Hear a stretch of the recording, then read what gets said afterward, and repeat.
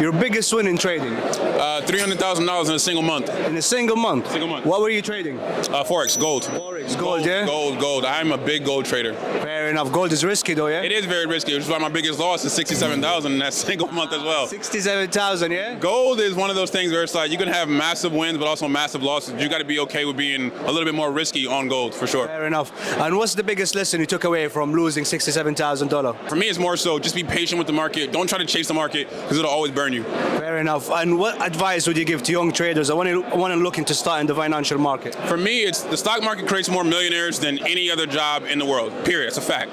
And my biggest advice is more so how long can you last? A lot of people will put 1 year into this market and then just quit, and that's it. They give up. And it's like, there's a guy named Michael from Market Wizards who literally lost for 8 years straight, and then from years 9 through 17 made $88 million.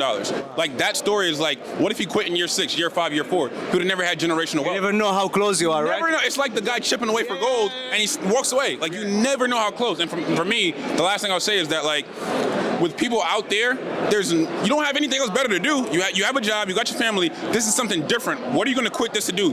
Go back to your job? Like, keep balancing until this pops off. Keep grinding, keep grinding. You know what? I've been trading for the last 10 years, and only I've become profitable in the last 3 years. That's what I'm saying. It happens. Like, for you, it'll take 7 years to become profitable. Somebody else will take 2. Somebody else will take 10, 15. There's no point in quitting because markets change, conditions change. It's COVID 1 year, then it's not COVID. It's a recession 1 year, then it's not. There's a war. There's a war. It's something going on. Trump is coming back. Trump is coming back. You don't know. It could be better conditions, worse conditions. You don't know. So keep going because all it takes is that next condition that could pop off for you. But overall, how do you feel about Trump being back? For me, I had pros and cons to Trump being president. The pro side is more so he plans on lowering taxes, which is always great. He plans on trying to end double taxation, which is great. Like things like that, right?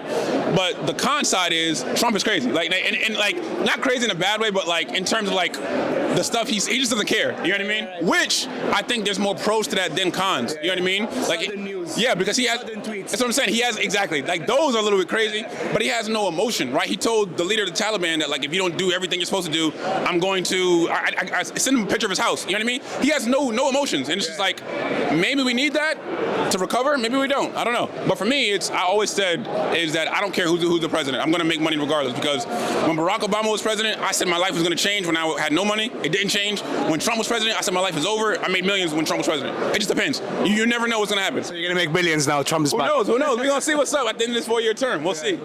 Thank you, brother. Nice one. Yeah. Appreciate you, bro. Nice one.